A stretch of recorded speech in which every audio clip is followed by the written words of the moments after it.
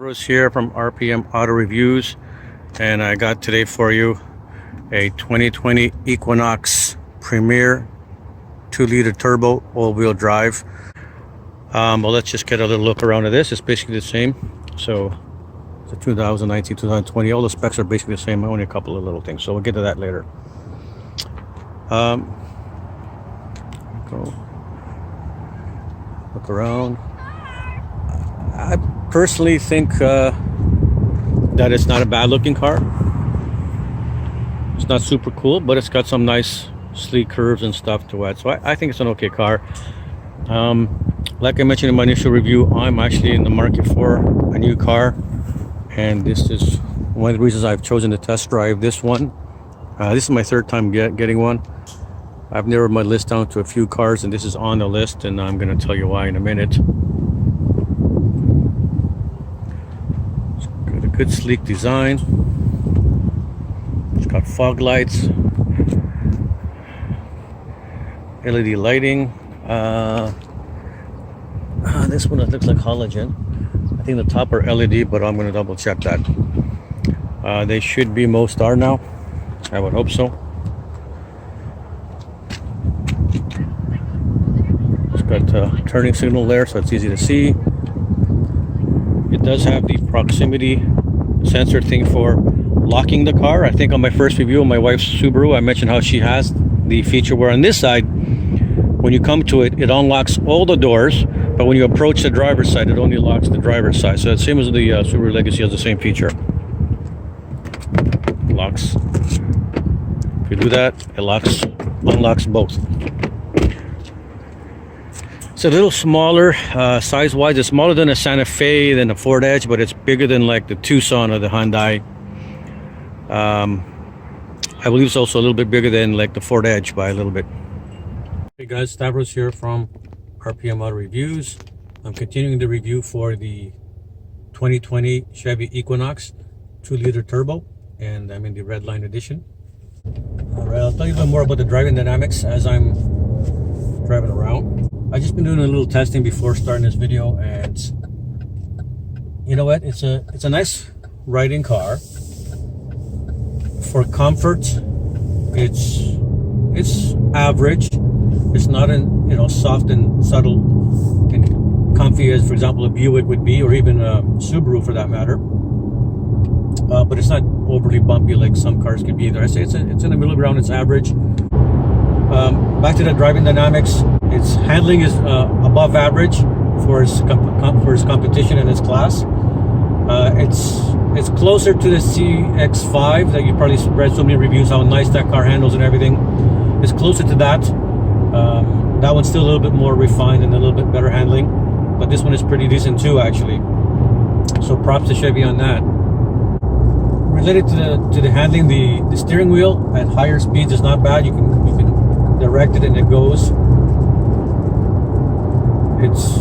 There's a little bit of a play into it, but not too bad. You can direct it and you can tell where it's going. You get a feel for it. Acceleration on this car. That's the one reason this car is on my short list for potentially buying it. As I mentioned in a previous video, I am testing the first few cars I'm reviewing are ones that I'm actually going to be potentially buying myself, and this is on my list. And comparing it to the Hyundai Santa Fe, which is bigger than this one, but I don't want the Tucson, so I'm comparing the bigger one.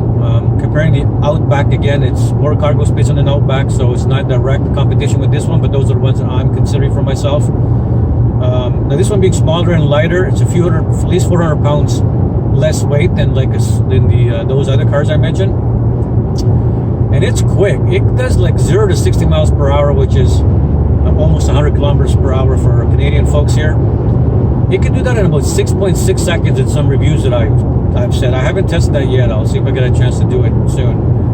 And a quarter mile like in 15.5 seconds for a 2-liter turbo. That's very good. And considering it's rated to do 9.7 liters per 100 kilometers average, that's pretty good. It can do like 26 miles per gallon on average for a car that can do 6.60 to 60. That's actually good. And real world driving, I was getting down to 8 liters. Even I've seen reviews, I haven't tested it that long, so I've seen reviews getting down to 31 or up to 31 miles per gallon, which is closer to the low 7 per liters per 100 kilometers. So if you just put us on cruise control, you do like 115 kilometers, which is around, I say 70 miles per hour. Just cruise, you can definitely get to the 31 miles per gallon. Now the most important test for me, as I mentioned before, is the 50 to 70 mile per hour acceleration test, which is more real world. We all want to pass a truck or something on the highway. So how many seconds it takes to go from 50 to 70 miles per hour, I think is the more important one out of the 3 different acceleration tests. And on this one, it's rated for the mid 4s, and that's what I did actually do that a few times today, and I was getting around 4.5 seconds to go from 50 to 70 mile per hour in a passing test. So that's very good.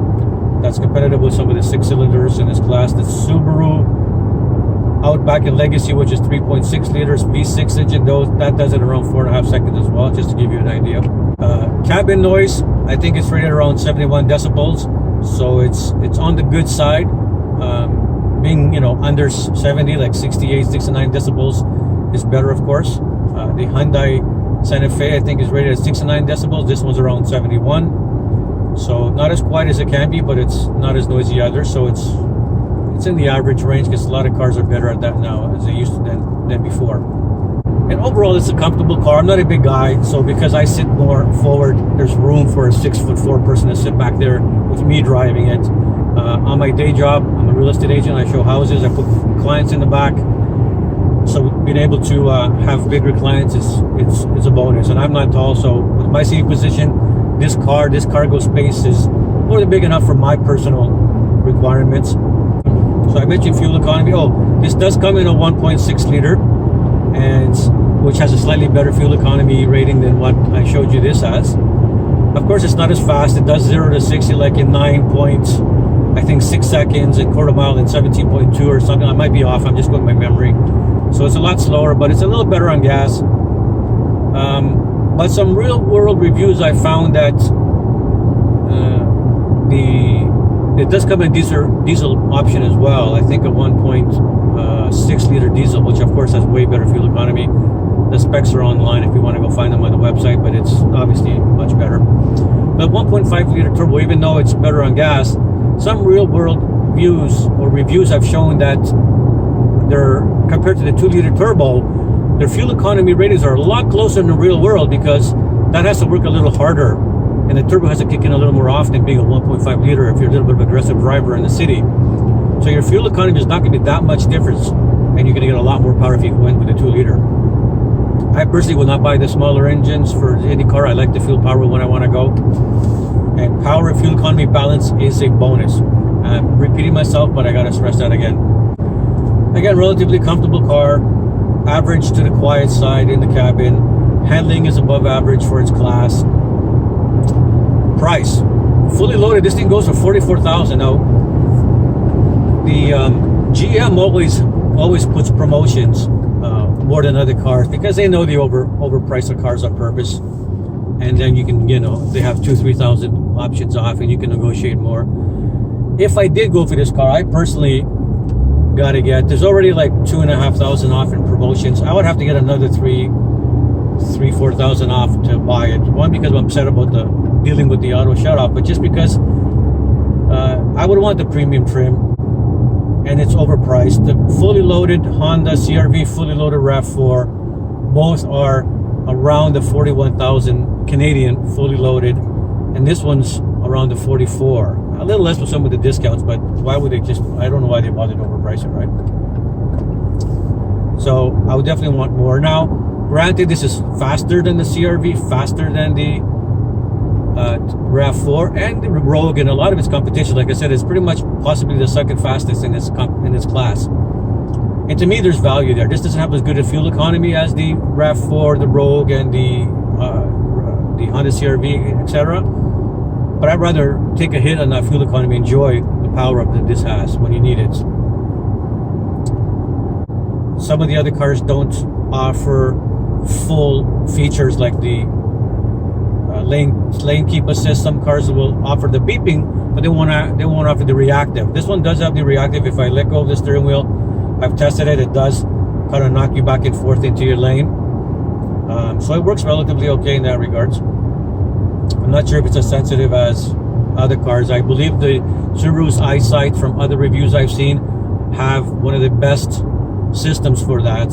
And for the for safety, I seen a review from, I'll put this review in my links. I want you guys to see it. In Australia, someone did a review of 10 cars to test their safety with all these techie things.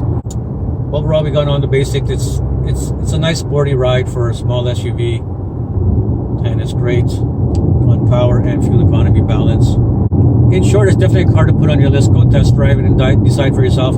I don't want to be anyone's, deciding factor, right? So go test it out and check it out as well. But I do recommend checking out the CX-5, the Forester. If you don't mind the extra lack of power, the Forester is a good choice. It's a great choice, actually. The CX-5 does have a new turbo engine as well, so that's cool.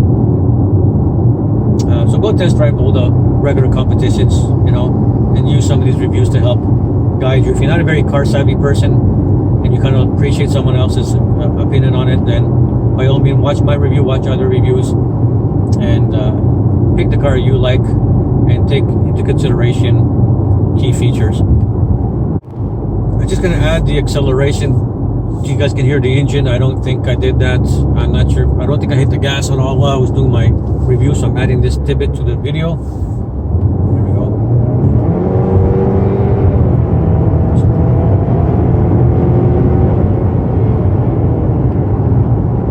There you go. As you can hear that, I don't think it's not very loud. It's actually a subdued sound, the engine sound. Even though I went full throttle there, it actually sounded pretty good.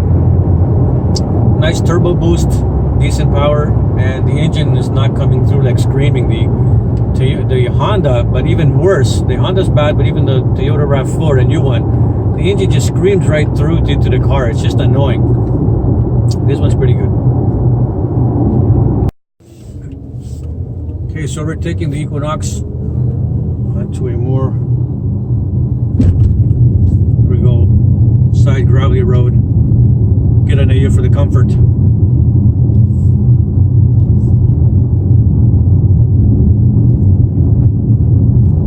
Turn on the all-wheel drive mode. Guys, I find a nice unassumed road to test out the Equinox's ride quality and stuff. Let's hope nothing goes wrong, because this is a tester I got here.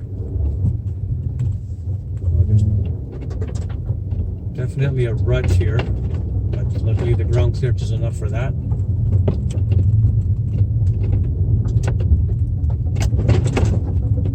Actually, I don't want to be putting any scratches on this, so I better actually find somewhere to turn around. Okay, so I'm heading out of this little trail I went down. My previous video, the camera bumped off, so I'll videotape some of it on the way back.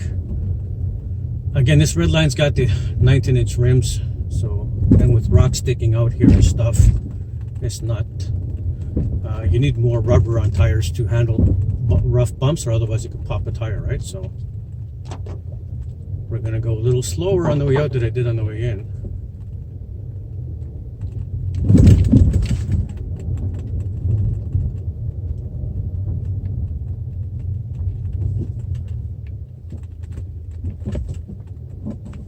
There's a couple of, you probably can't see it, but there's a couple of rocks on both sides sticking out at an angle that was not friendly. That's it for now. I'm going to see if I can find a dirt road and give you a review on that to see how it's handling some of the bumpy roads. Thanks for watching. I'm going to actually extend this, but in case I don't, please prescribe to my channel and grow with me. Thank you.